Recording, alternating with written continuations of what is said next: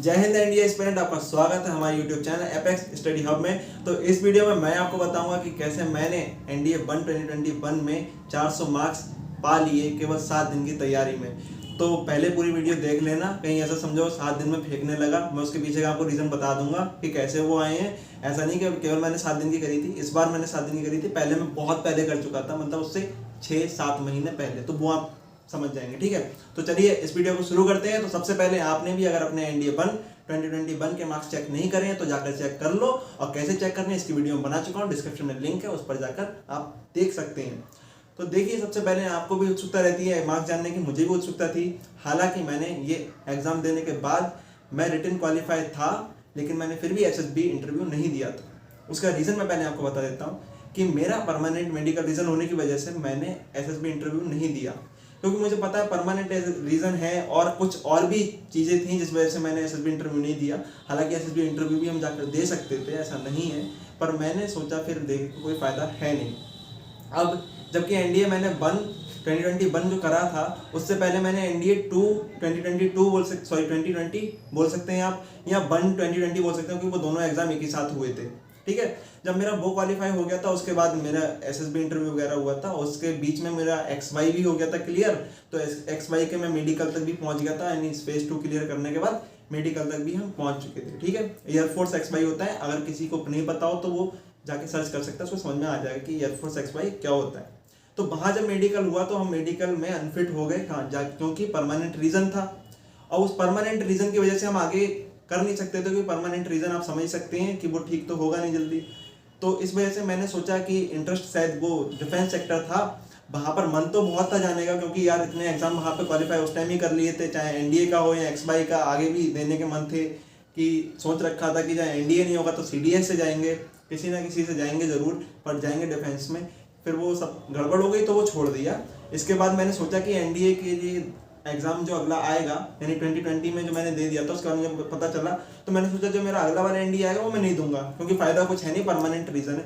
फिर भी मन करा चलो लास्ट अटैम्प्ट है, दे के देख लेते हैं, पता चल जाएगा कि क्या थोड़ी बहुत तैयारी के साथ भी हो जाता है क्वालिफाई, कि समझ में कुछ आया नहीं आया, ठीक है। तो देने चले गए, और हुआ क्या कि जो पिछला एनडीए था, जो था 2020 वाला, उसमें हमने तैयारी करी थी करीब 2 महीने, और उसको ही मैंने कैसे क्वालिफाई किया था उसकी वीडियो में बना चुका हूँ, और डिस्क्रिप्शन में शायद उसका भी लिंक आपको मिल जाएगा, उस पर जाके आप चेक कर सकते हैं। तो उसमें मैंने कैसे तैयारी करी, मैथ की तैयारी के लिए मैंने करा ये कि मैंने उन टॉपिक को चुना जो कि बड़े आसान से होते हैं और जिनसे ज़्यादा क्वेश्चन आते हैं, तो उनको पहले मैंने ज़्यादा पढ़ा, और फिर जो कम पूछे जाते हैं या जिनसे कम क्वेश्चन आते हैं उनको बाद में देखा। लेकिन करे सभी थे मैंने, और वो 2 महीने के अंदर सारे टॉपिक हो गए थे, क्योंकि अगर आप PCM बैकग्राउंड से हैं तो आपको आराम से वो टॉपिक आप 2 महीने के अंदर भी कवर कर सकते हैं। मुझे लगता है कई बच्चे ऐसे भी होंगे, कहेंगे भैया हम तो 1.5 महीने में ही कवर कर लेंगे, तो वो भी कर सकते हैं, बहुत ही बढ़िया बात है। लेकिन अब आगे चलते हैं, फिर हमने GAT के पोर्शन को कैसे अटेम्प्ट किया। तो GAT में जो इंग्लिश का पोर्शन था, इंग्लिश के पोर्शन में मैंने करा ये कि बड़ा कॉमन सेंस लगाया, क्योंकि इंग्लिश जो आती है आप बड़े कॉमन सेंस लगा के यूज़ करके कर सकते हो। तो वैसे तैयारी करिए, इडियम फ्रेज पढ़ते रहिए, एरर डिटेक्शन करते रहिए, जितना प्रैक्टिस करेंगे उतना ही अच्छा हो जाएगा आपका। और वोकैब पढ़ते रहना है, उसमें तो कुछ है नहीं, ये तो रॉकेट साइंस है नहीं, वो सभी को, कोई भी एग्जाम हो आपका जिसमें वोकैब आ रही है, तो भैया सीधा सा तरीका वोकैब पढ़ते रहो, practice practice practice practice practice करते हुए आपकी इंग्लिश क्लियर हो जाएगी। इंग्लिश में ऐसा नहीं है कि सीधा सीधा कोई फंडा आप सीधे लगा दें, हाँ वो लॉज हैं, वो कुछ रूल हैं, पर रूल भी तभी लगेंगे वो प्रैक्टिस से आते हैं, ठीक है, वरना ध्यान नहीं देंगे, रूल पढ़ लोगे, रट्टा मार लोगे, कोई फायदा नहीं होना, ठीक है। फिर GAT के पोर्शन में मैंने जैसे आपको बता चुका था, मैंने पिछले भी वीडियो में बताया कि मुझे मेरी GS बड़ी ख़राब है, हिस्ट्री ज्योग्राफी मतलब डर लगता है, इनसे आती भी नहीं है। तो हमने फिर साइंस वाले पोर्शन पे करा सबसे ज़्यादा मेहनत की। साइंस वाले पोर्शन में 50% क्वेश्चन आते हैं, तो उसको क्वालिफाई कर लेंगे। लेकिन ऐसा नहीं है कि GS पढ़ी नहीं, उसे दुश्मनी नहीं रखी, वो भी पढ़ी थी, हिस्ट्री भी पढ़ी, ज्योग्राफी पढ़ी, सिविक्स ज़्यादा पढ़ी, क्योंकि वो मुझे अच्छी लगती है और थोड़ी सी आसान होती है ज्योग्राफी की तुलना में, हिस्ट्री की तुलना में। दूसरा इकोनॉमिक्स भी मुझे अच्छी लगती है, तो वो दोनों मैंने थोड़े से पढ़े।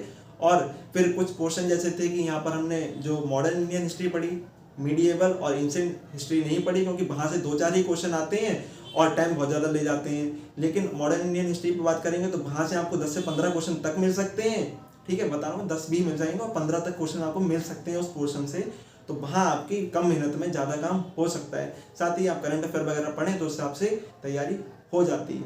तो ऐसे तैयारी करने के बाद 2 महीने की तैयारी के बाद जब हमने 2020 वाला पास किया एनडीए, फिर उसके बाद हमने कोई भी तैयारी नहीं करी एनडीए की, जब पता चल गया कि मेडिकल में अनफिट है परमानेंट रीज़न की वजह से।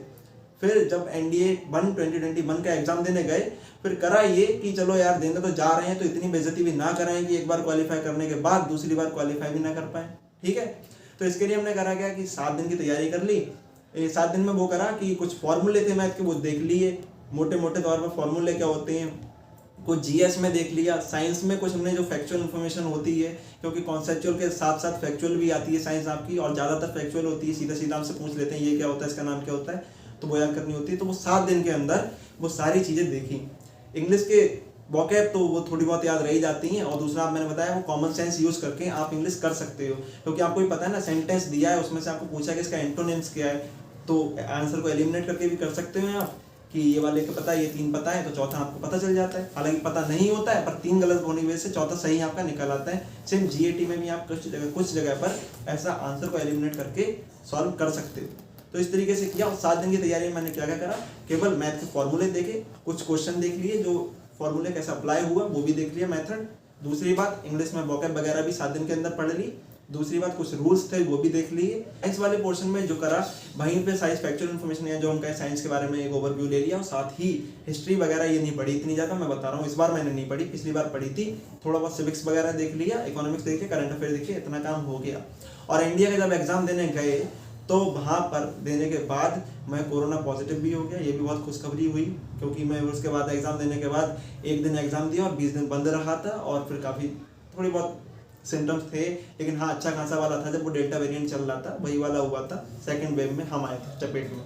ठीक है, तो फिर ये एग्जाम देने के बाद वो तो कंफर्म था कि एसएसबी देने नहीं जाएंगे, तो एसएसबी तो नहीं दिया, फिर आगे बाकी चलते रहे, और ये छोटा सा यूट्यूब चैनल शुरू करा जो आपके सहयोग से चल रहा है। तो बहुत ही बहुत धन्यवाद अगर आपने इस चैनल को सहयोग दिया है, और नहीं दिया है तो यार अभी सब्सक्राइब कर लो, वीडियो अच्छी लग रही हो तो लाइक कर लो, क्योंकि यहाँ पर हम एनडीए का फ्री कोर्स भी आपको देते रहते हैं, और साथ ही कुछ गाइडेंस और कुछ ऐसी गलतियाँ ना हो जाएं कि कुछ चीज़ें आपको जो करनी है नहीं करनी है सारी आपको यहाँ पर पता चलती रहती हैं। फिर एग्जाम देने के बाद अब उत्सुकता हमारी खत्म हुई जाके, आज मार्क्स पता चले, और आज हमारे जो मार्क्स आए वो आप देख भी सकते हो, तो वो कितने हैं, लगभग 398 हैं, जहाँ पर अगर मैथ में देखें तो 137.5 आपको दिखेंगे, और वहीं अगर हम जीएटी की बात करें तो 260 पॉइंट आपको मिलेंगे, 3-4 जो भी दिख रहे होंगे। ठीक है, तो इस तरह से ये मार्क्स आए। तो इनको अभी 400 मार्क्स यार 1 हफ्ते की तैयारी में आए हैं, लेकिन ऑनेस्टली ये 1 हफ्ते की तैयारी नहीं होती है, वो तो आपको भी समझ में आ गया हो कि 1 हफ्ते में थोड़ी ना आ जाएंगे इतने, ये पीछे की तैयारी होती है। लेकिन मैं आपको ये वीडियो के माध्यम से ये बताना चाह रहा हूँ कि अगर आपने एक बार एनडीए क्वालिफाई कर लिया है और उसको आपने रिव्यू करा है कि आपने किस सेक्शन में कितनी मेहनत करके एनडीए का पेपर क्वालिफाई करा, तो ये मैं आपको कंफर्म बता रहा हूँ 100% ये पक्का है कि आप मान के चलें आप अगला एनडीए रिटन एग्जाम बड़े आसानी से क्वालिफाई कर लेंगे, क्योंकि आपको वो पोर्शन पता चल चुके होते हैं कि जहाँ पर मेहनत करनी है और कम मेहनत में ज़्यादा रिजल्ट मिलता है। गधों की तरह नहीं लगना है कि ज़्यादा पूरे दिन इधर उधर कर रहे हैं, स्मार्ट वर्क करना है, हार्ड वर्क तो करना ही करना है, प्लस स्मार्ट वर्क करना है, क्योंकि अगर ये दोनों मिल जाएंगे तो रिजल्ट आप सोच ही सकते हैं कितना बढ़िया आने वाला है। तो पीछे के 2 महीने की तैयारी ने आगे फायदा दिया।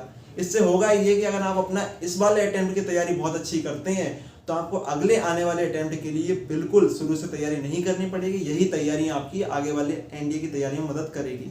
तो अगर जो अभी आप पढ़ रहे हैं इतना सॉलिड पढ़ लीजिए कि आपके दिमाग में बस जाए, और फिर उसको क्वालिफाई करने के बाद और साथ में मॉक वगैरह लगाते रहिए। अगर वो कर रहे हैं तो और अच्छी बात है, और अगर आपका एक बार एनडीए रिटन क्वालिफाई हो जाता है तो अगली बार मुझे नहीं लगता शायद आपको कोई रिटन क्वालिफाई करने से रोक पाएगा।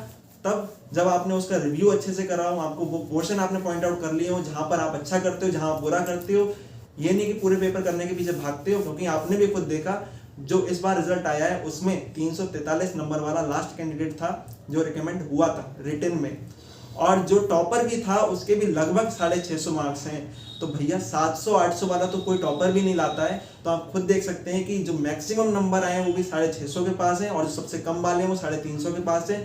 तो आप एक अच्छा सेफ स्कोर समझ के चलें तो मुझे लगता है 450 एक बहुत अच्छा स्कोर रहता है कम से कम। उसके ऊपर की मेहनत तो करनी है, तो बिल्कुल आप भी जानते हैं कि इतनी करके रहेंगे, लेकिन उससे कम पे नहीं मानना है। ठीक है, 450 से कम पे मत मानना, क्योंकि आप कहीं कुछ गलतियां हुई तो कई सारे मार्क्स आपके इधर उधर गड़बड़ हो जाएंगे। तो अगर मान लो आपके 350 ही आए हों और 340 के पास ही आए हो, क्वालिफाई तो कर गए हो लेकिन बाद में रिकमेंड नहीं हो गए, तो आपको बड़ा बुरा लगेगा कि रिटन क्वालिफाई तो कर लिया था पर एसएसबी में रिकमेंड नहीं हुए। तो पिछली बार का जो मैंने एनडीए दिया था उसमें मेरे 450 से ऊपर ही मार्क्स आए थे, क्योंकि वहाँ तैयारी करी थी और यहाँ तैयारी केवल 1 हफ्ते की थी। जो पिछली वाली तैयारी ने थोड़ा सा फायदा दिया, थोड़ा नहीं मैं कहूँगा बहुत फायदा दिया, जैसा मैंने आपको भी बताया। तो इस तरह से मेरे लगभग 400 मार्क्स आए हैं। और इस चैनल से अगर आप जुड़े रहते हैं तो मैं आपको और भी सारे गाइडेंस और कई सारी बातें बता सकता हूँ।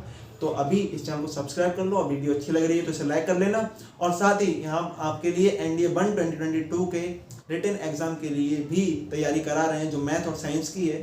ठीक है, तो आप इससे जुड़े रह सकते हैं। ये कोर्स बिल्कुल फ्री है, तो आप इससे जुड़े रहें। और यहाँ तक अगर वीडियो को देखा तो बहुत बहुत धन्यवाद, और आपके आने वाले अटेम्प्ट के लिए ऑल द बेस्ट। और इस तरह से कुछ करते रहना कि यार जो भी कर रहे हो ना बहुत अच्छे से करना तैयारी, ताकि ये ना हो अफसोस का ना बचे कि बाद में एग्जाम देने के बाद लगे कि शायद उस 1 महीने में, उस 15 दिन में, उस 10 दिन में हमने अच्छी तैयारी कर ली होती। तब तक के लिए गुड बाय।